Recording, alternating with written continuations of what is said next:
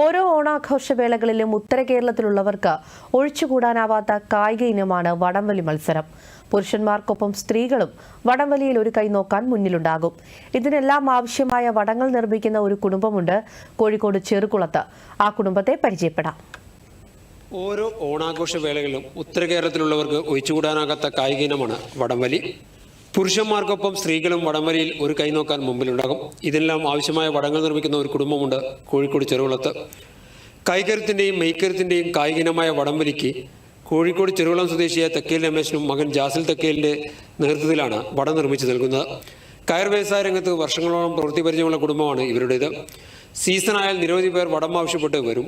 വടം നിർമ്മാണത്തിൻ്റെ ഓരോ ഘട്ടത്തിലും സൂക്ഷ്മതയോടെ ചെയ്യേണ്ട ജോലിയാണ്. ചൂടി റാട്ടിലിട്ട് തിരിച്ച് മുറുക്കി കമ്പക്കയറാക്കി മാറ്റുന്നതിലും വലിയ അധ്വാനമുണ്ട്. ജില്ലയിലെ തന്നെ വടം നിർമ്മിക്കുന്ന പ്രധാന കേന്ദ്രമാണ് ഇവിടം. ആദ്യം ചകിരി നാരുകൾ വിവിധ സംഘങ്ങൾക്ക് നൽകി പടിയാക്കി മാറ്റും. പിന്നീടാണ് വടം നിർമ്മാണം. 6 മുതൽ 9 ഇഞ്ച് വരെ വ്യാസമുള്ള വടം നിർമ്മിക്കുന്നുണ്ട്. ജില്ലക്കകത്തു നിന്നും പുറത്തുമായി ഒട്ടേറെ വടങ്ങൾ ആവശ്യക്കാർക്ക് എത്തിക്കുന്നുണ്ട്. സ്പോർട്സ് ഇനമായി വടംവലി മത്സരം അംഗീകരിച്ചതോടെ സ്കൂളുകളിലേക്കും കോളേജുകളിലേക്കും വടങ്ങൾ കൊണ്ടുപോകുന്നുണ്ടെന്നും വടംവലി ജനകീയ കായിക ഇനമായി മാറിയെന്നും ജസിൽ പറയുന്നു.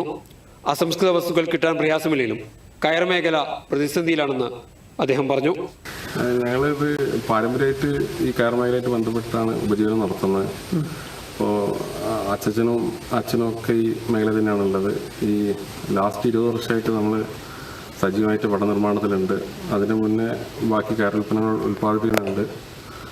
ഈ വടം മെയിൻലി ഈ ഓണത്തിൻ്റെ സമയത്താണ് കൂടുതലായിട്ടും പോകുന്നത്.